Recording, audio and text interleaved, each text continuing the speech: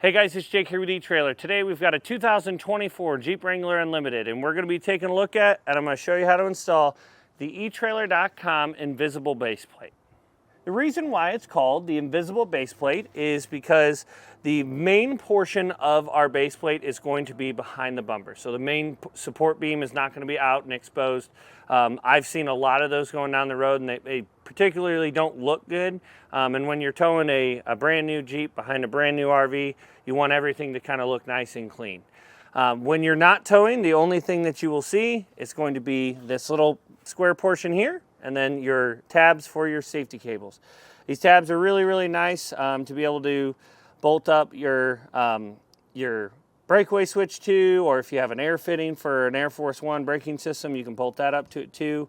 It has these holes in the end so that you can put your hooks from your safety cables in. These are really, really big safety cable ends because they had been towing with something much larger before, so they have a very, very high rating.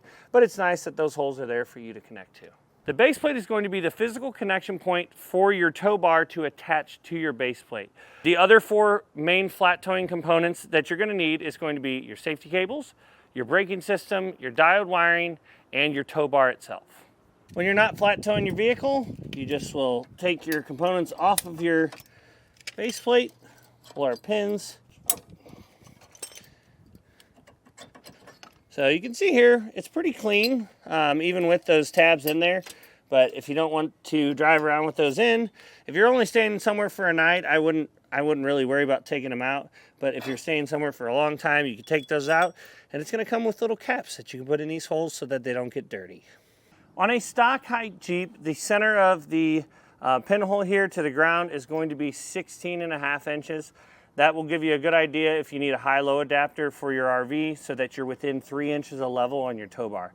You'll have to have that within 3 inches because if it's not, you can have the tendency of the vehicle when you're coming to a safe and slow stop, the vehicle's either going to dive underneath the tow bar or jump over it, and you don't want that to happen. So that 3 inches of higher low. Our particular hitch here is 19 inches tall to the center of the hitch pin, so we're at about 2.5 inches, so we're good to go. As far as the installation goes, for this particular installation, I definitely think it's one that you could do from home. With that invisible base plate, you are going to have to take your rock guard off and your bumper, which is not super difficult. I would say probably the hardest part about this install is going to be trimming out the plastic rock guard for the base plate ends to be able to fit through it. Luckily, in our instruction manual, we're going to get some templates that you just cut out of paper, and we're going to tape them to the rock guard themselves and then trace them out with a marker, and we can cut them out. That'll get you pretty close. You may have to do a little bit of fine trimming around it in order to slide it right over. But with that being said, let's go ahead and take a look at that installation. To begin our installation, we're going to need a flathead screwdriver, and up here behind our bumper, we're going to have a couple of push pin fasteners. Just take that flathead screwdriver, push it down, pop that center out, and then what we can do is we will use it to pop the base out. The center will unlock it. You have to come up a little bit more. There we go. And then you can pop that base out, and that'll release the fastener. On our skid plate here, this plastic skid plate, we're going to have two 8mm screws that we'll have to take out. They're both down here in the bottom. And then up here, we're going to have a bunch of push pin fasteners. They look just like this, all along the front of this plastic skid plate that we'll have to pop out. Again, you can use a flathead screwdriver or a trim panel tool if you have one. We'll pop the center out and then pry out the base. You want to make sure you have a hand on this because once you get that last fastener out, it's going to want to come down. So just be ready, kind of wiggle it out, and we can set this off to the side. Now we're going to take a 16mm socket, remove these two bolts to get the shield out of the way.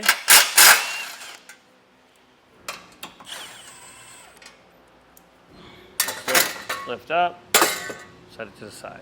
Using an 18mm socket, we're going to loosen the nuts that are on the back side of our bumper. This will eventually let our bumper be free so we can take it off. Before we can pull our bumper off, we will have this plug over here that we're going to have to disconnect. We're going to pull it off of our frame rail a little bit to get our hand behind it. Now with that disconnected, we should be able to just grab our bumper and pull it off. We'll just set this in a safe place. Take a 16mm socket and remove this bolt just on the outside of each of our frame rails.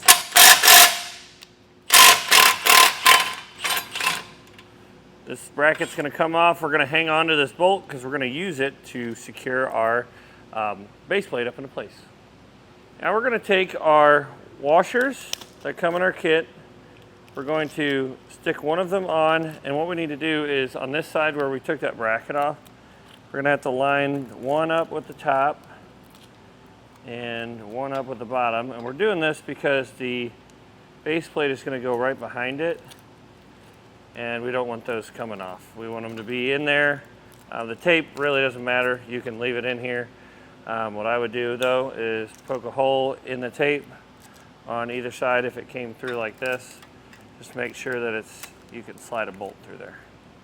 Now we're just going to take this metal plate, put it back up into place, and we'll tighten down this hardware. We really didn't have to remove it. I just like to take it off.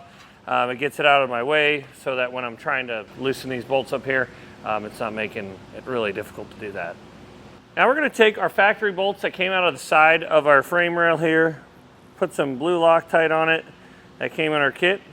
I'm just going to set this bolt here until we're ready to lift our base plate up. Now with an extra set of hands, we've got Trevor here helping us. We're going to slide this base plate up behind it. And then we'll take that bolt and run it right back into the threads. Now we're going to take the big bolt that comes in our kit. It's just a thicker diameter. And then this handle nut. The handle nut has to be slid back and up in this cavity here. This can be a little tricky. We'll slide it up in there, and then this hole right here, you want to leave that bolt we just put back in place loose so that we can still get this started. Then we're going to go through with the torque wrench and torque all this hardware to the specifications in the instructions.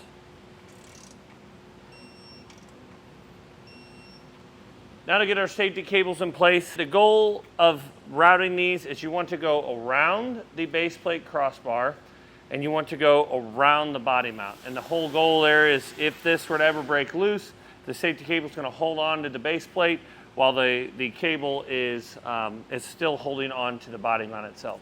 So the way that I did it is I just ran it through here, ran it up, hooked it into our quick link, and then ran the excess up here, through the opening in this body mount underneath, and then connected it back to the quick link there.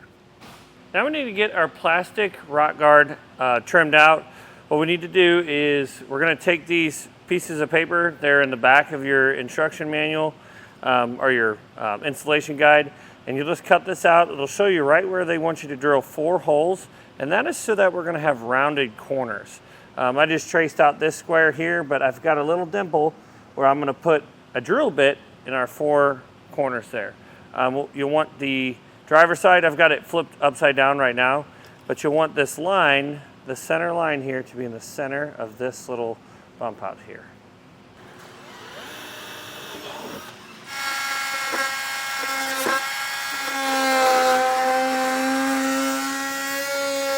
Once you get it cut out, we're going to take a razor blade, just kind of knock this melted plastic off of here.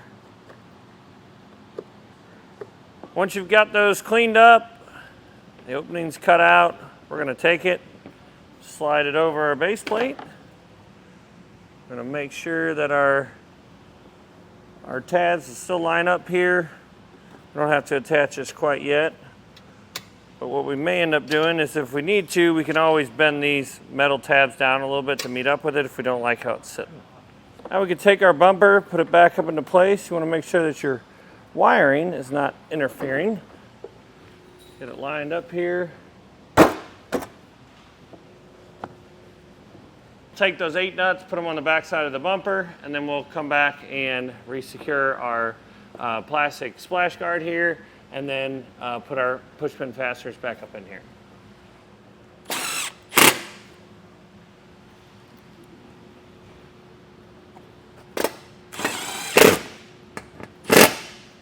And that's going to do it for the installation. Typically, we would like to leave the bumper off for the installation of all of our other components, except with this particular base plate, you have to put the plastic piece on before the bumper. Well guys, hopefully this video helped you decide whether or not the eTrailer Invisible base plate is right for you in your 2024 Jeep Wrangler Unlimited.